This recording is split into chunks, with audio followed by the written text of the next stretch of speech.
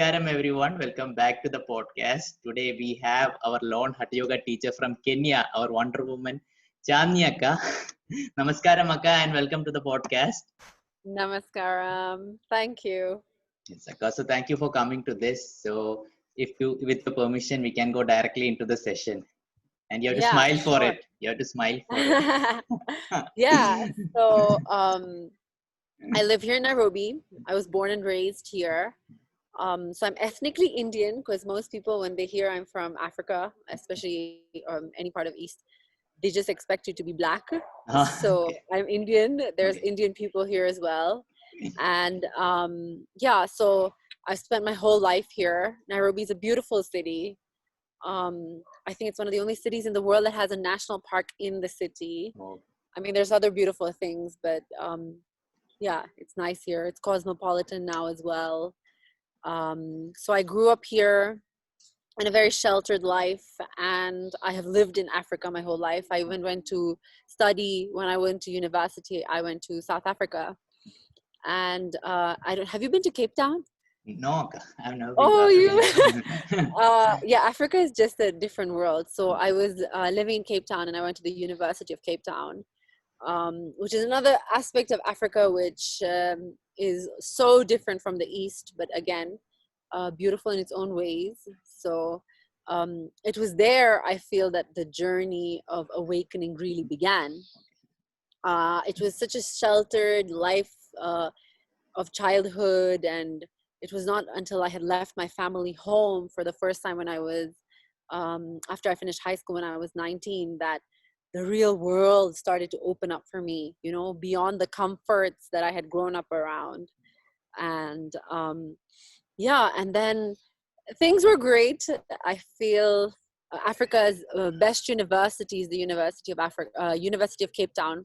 So it was actually a privilege. The campus is beautiful. It's in the mountains. So life was absolutely flowing, or so I thought.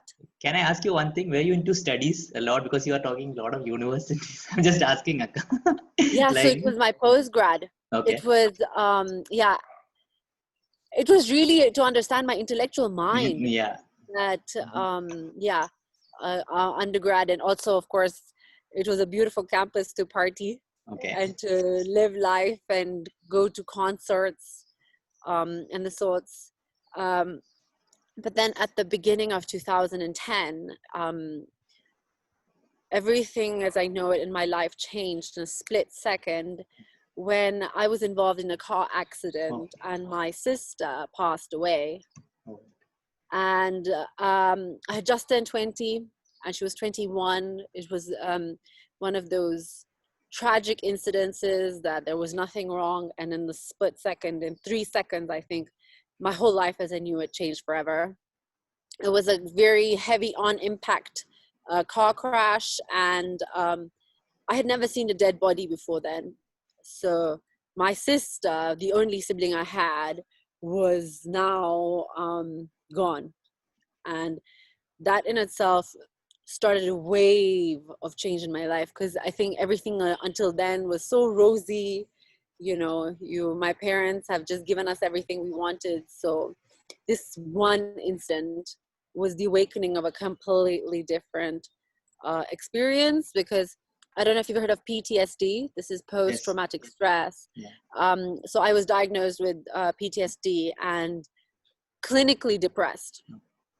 And it was a very interesting journey with depression, because I was so young and I don't even know how I was trying to cope with loss in such not knowing how to grieve and just being so young. And then it just makes you look at the world in a very different way.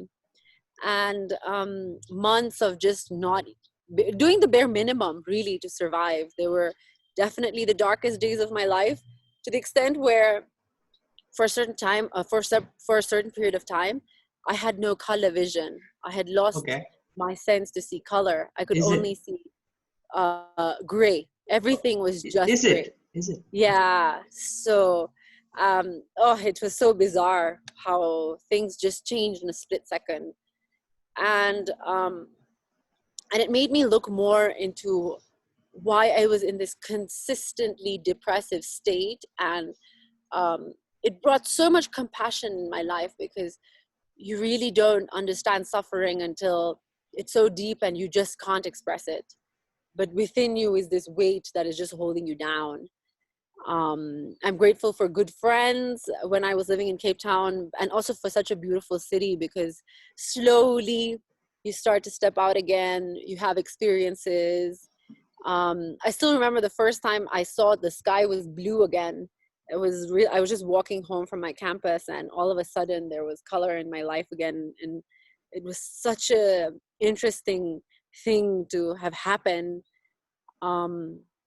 Yeah. And then I started to study depression, because there was just something wrong with me and I just didn't know what. But this was 10 years ago, when I still think that speaking about PTSD and any kind of traumatic experience was not easy.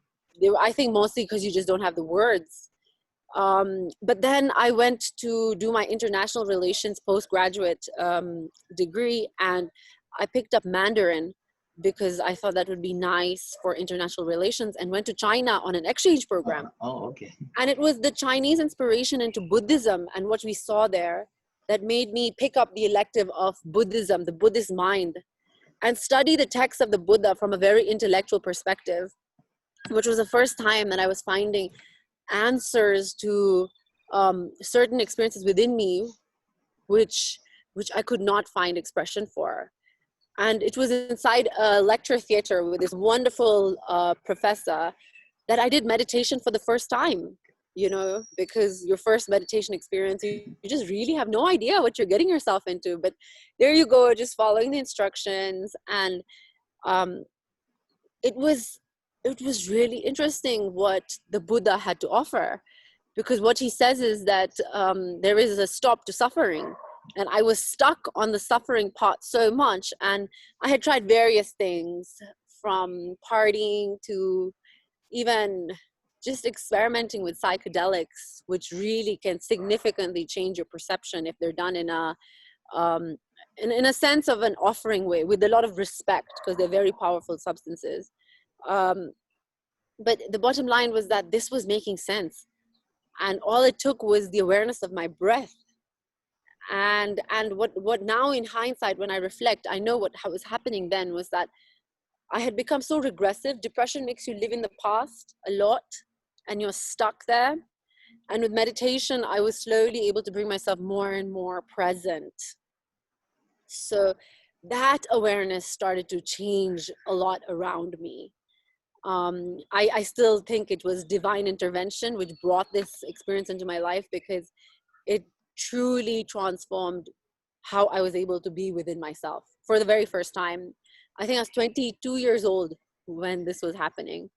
And then I finished my education, moved back to Kenya after 5 years. So it was quite a shock to have changed so much and then move cities again. But I just wasn't settled within myself. So I had a job which I quit, and I packed my bag and I went backpacking around South America for a few months. So talk about it, Akka. More details about the backpacking. Yes, so a lot of my students ask about my backpacking as well. Basically, I didn't know much about South America, but there was a deep calling within me to go to the Amazon jungle. Oh. The Amazon jungle it was just fascinating me, and all I used to hear was about the big fat snakes and pythons and cobras and all these things, but there was just something that was drawing me there. And I had just learned the practice of Vipasana. I had gone into a 10-day meditation retreat, and that was my first time in silence. And it was really powerful because I had all this intellectual backing. I had studied the text of the Buddha from a very intellectual perspective in university, but that experience part was missing. So to be able to translate the theory into practice was a game changer. And I think that was the beginning now of a deep awakening of turning inward, because silence says so much if you know how to listen. So the art of listening had started to awaken. And I went to serve so I went to Brazil, and then I went to Argentina, and then I went to Peru. Okay. And I thought I would go for 2 months. And I told my mother I'm going for 2 months. And she said, you don't know anybody there. Okay. And I wanted to go on my own. Mhm. I just thought it was something I needed to do for myself. So, to be a girl and on your own. But somehow I'm also not sure. I call it divine intervention once again. They let me go. Oh, okay. And I went to, I remember I was volunteering at a Vipasana retreat. And I don't know what I thought, but over there, nobody speaks English. No. They speak Portuguese. Okay. And so I was serving at a retreat and it was all in Portuguese and everybody's in silence. It was such an interesting experience to try and communicate when you cannot speak the language, but just sitting within the space, the meditation hall. Have you done Vipassana? No, Akka. So I want you to talk a little bit about it. Yeah. Yeah, so it's a 10-day. For the very first time, you would go for 10 days. And Vipassana is a technique of meditation that is the Buddha, Siddhartha Gautama's gift to mankind, which is the technique of meditation called Vipassana. And you go through this process, but it's like almost like a very deep operation of sorts. So the first 4 days are simply preparation.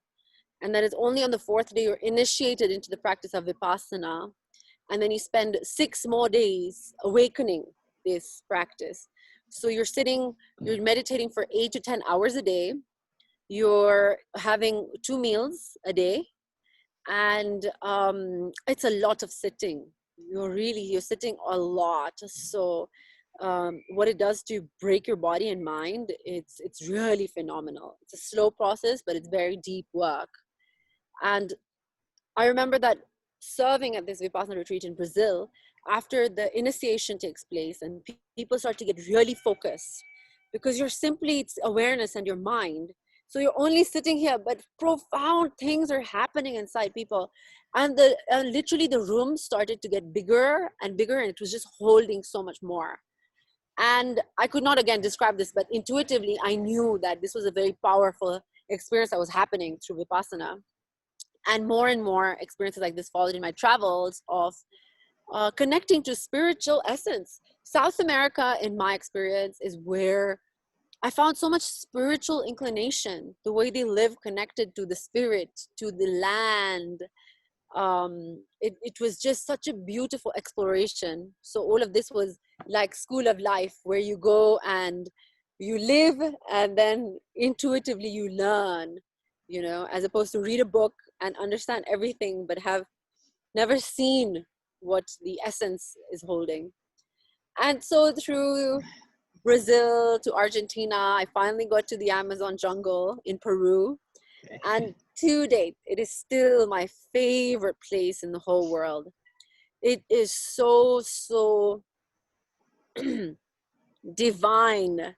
It's just such an amazing space. It's endless. And I was living in the jungle for 10 days. And when you see the sky, you just can't even see the clouds or anything because the trees are so tall. And immediately it was the best oxygen I was ever breathing in my life. But spending time in the jungle gave me so much introspection that I literally came out a different person.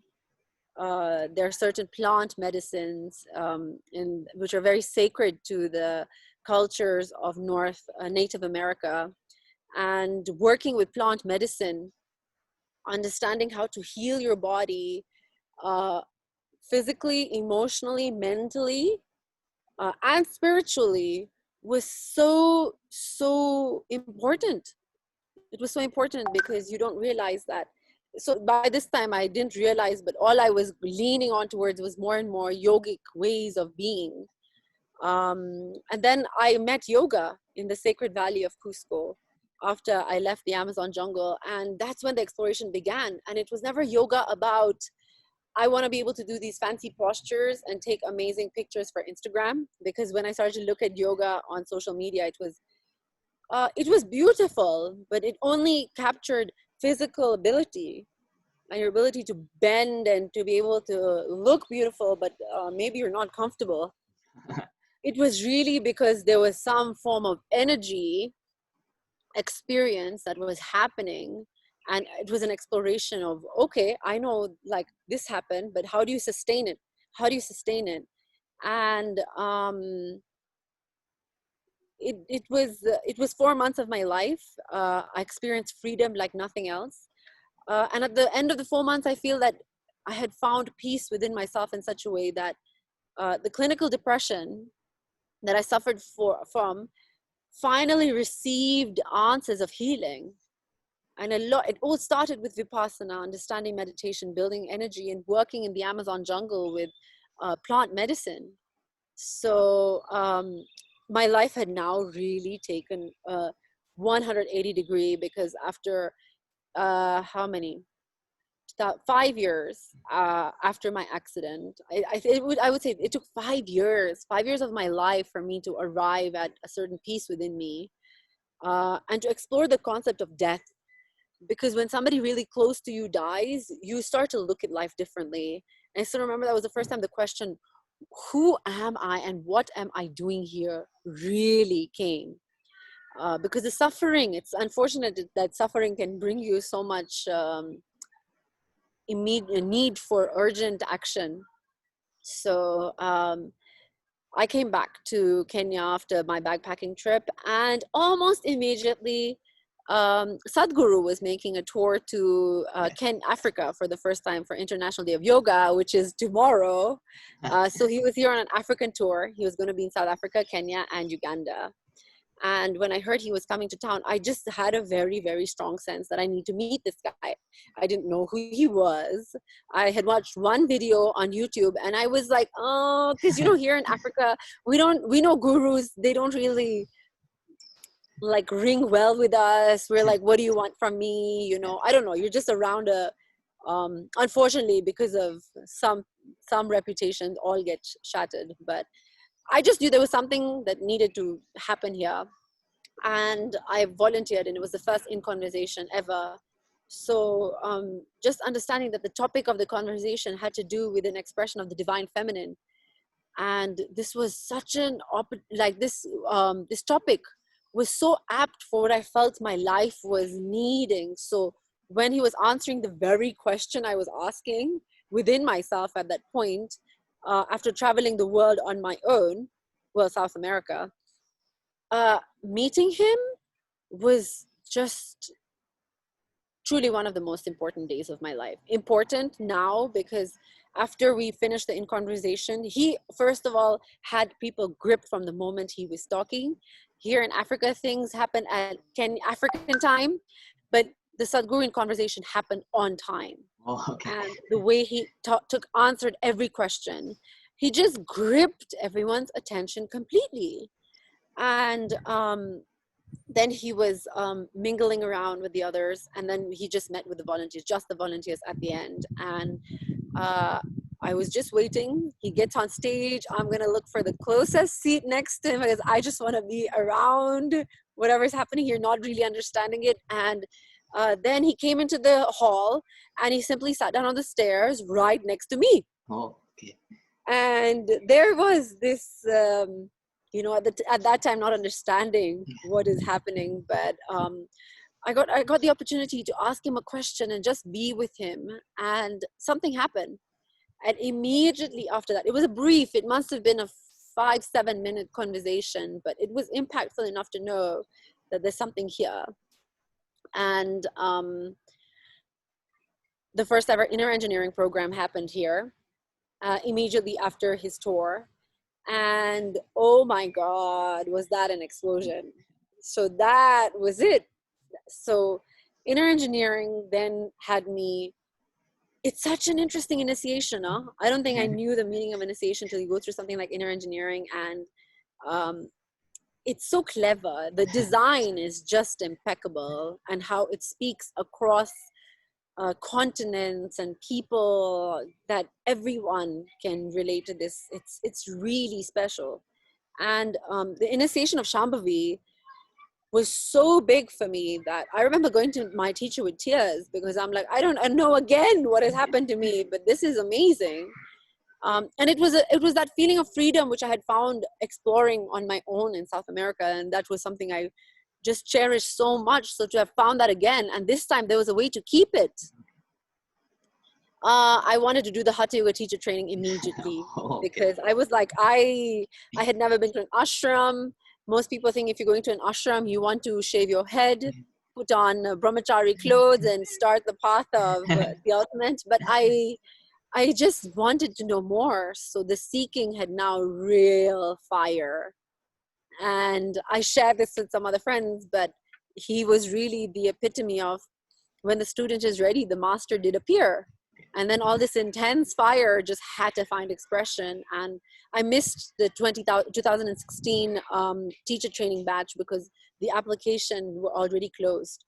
And I waited a whole year, and that year was just about putting everything else in my life aside and preparing to take 6 months off, because I just knew how important it was to invest in my personal well-being. Because if a few things that an impact of something as traumatic as death does to you, is that it reminds you that you are so mortal. And it's one thing to say it, but it's another thing to really internalize it, that this mortal nature will find an end. That you're not going to do things, you're not going to spend your time doing things you don't want to do. You're only going to do things you want to do and need to do. So back to that, I knew that the ashram was the only place to go. But my mother was not sure where she was going to send me for 6 months. Okay. And so we came for Adiyogi consecration. And 10,000 people the first time at the ashram. My goodness, it was really like nothing we had seen before. And I mean, we had traveled to parts of the UK and East Asia and stuff, but there's nothing like ashram anywhere else in the world. So to have that dive of consecration changed how I was looking at my whole life. And then Hatha Yoga teacher training. I don't know if I see you, Vaisakh. Where are you? I'm there. I can hear. Let Okay. it go if the audio is clear. That's why I didn't stop you. Okay. The audio is still going on. And I think you've spoken to some of my beautiful teacher friends who I did the training with. And who are they? Which teachers? Like the I was same in the batch? 2017 batch. Okay. So you spoke to Tuhina and you spoke to Deepthi. Yeah. Savananna was actually not in my year, but I remember him.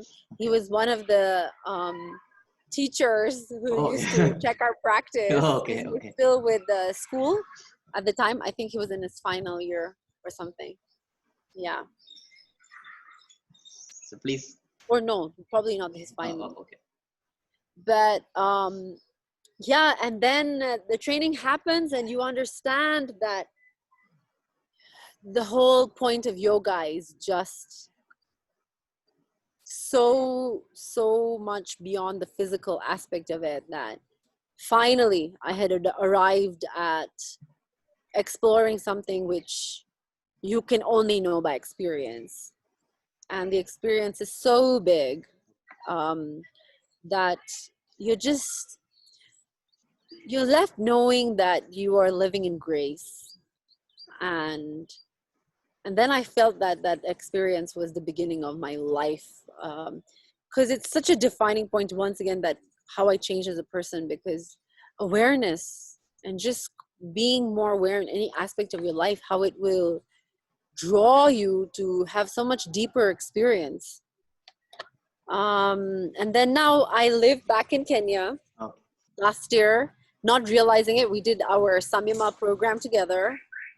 And then everything. Who did with you? You. Oh, we is it okay? Okay. Yeah. Okay.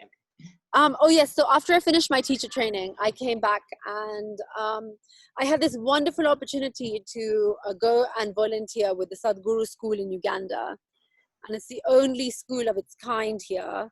It's taken from the Isha Vidya model of educating rural India, that it's happening here in rural Uganda. And it's an absolutely stunning space, and the team is so dedicated on the ground. So we have a small but a very involved isha community here. And when I came back, not many people here were aware of Sadhguru. Mind you, this is back 3 years ago, and I think in terms of social media, things have changed so much since. But it was something that people found interesting, and people's minds were changing about how they were thinking about yoga, and more people wanted to try it out just because there was something there that was calling them. And so with the end of my training was truly the beginning of the birth of my classical Hatha yoga expression through the Leela yoga lifestyle. Because what my time at the ashram, amongst all the many things it taught me, was that you have to change your lifestyle, and only then will your life change. Your priority list has to shift.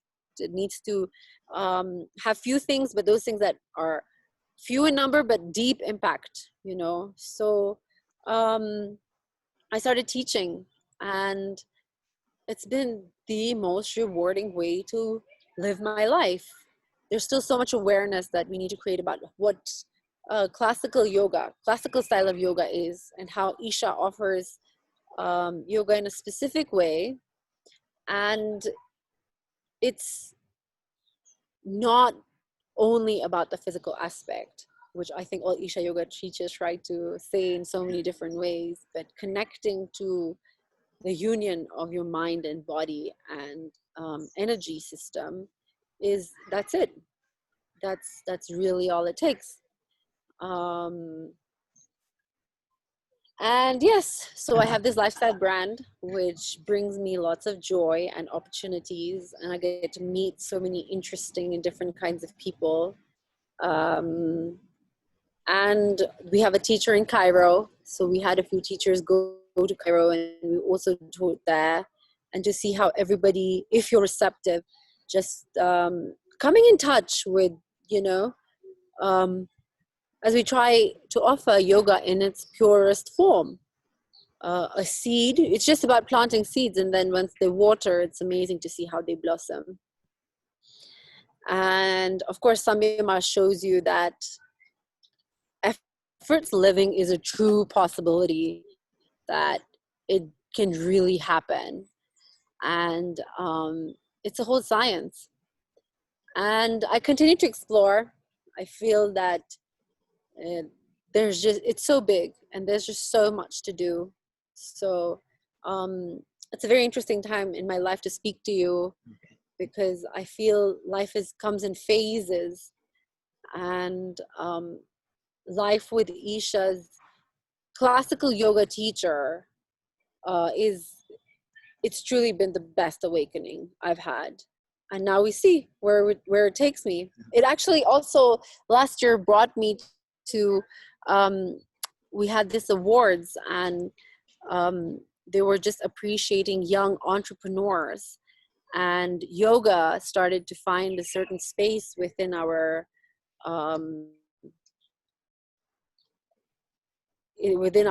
Asian community here.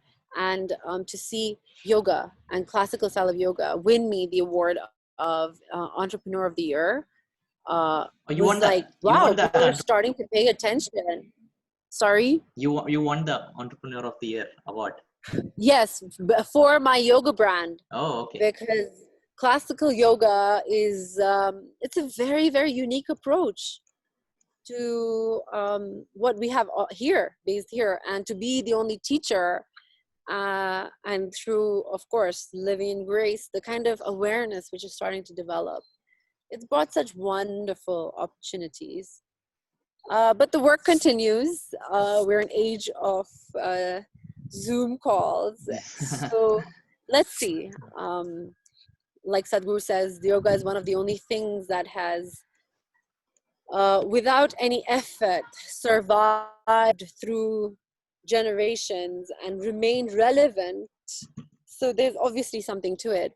But I'm in a place in my journey now where we see where this goes.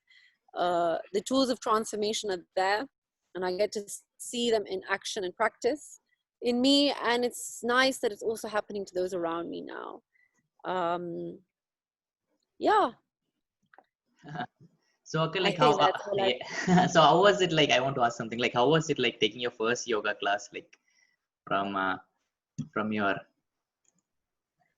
after like, the training. yeah, how after the training? Oh wow. It was one of the most exciting but scary and thrilling but anxious really experience of my life, because the training happens in such a way that they prepare you so well, but you always tend to put this pressure on yourself that I want to, do this absolutely perfectly. But then you sit there on the dais and um, you just remember this one thing, to put yourself aside so that something else can happen through you, which is so much bigger than you. And then I remember there was a bit of a blur. So there was all this excitement, and then before it happens, you're like really anxious, and then once you get into the teaching, it's just flowing through you. So it's such a blessing. It's such a blessing to have access to these tools and the ability to share them. Yeah, in a very classical form. So how did you come up with this name Leela, and why did you name that your brand?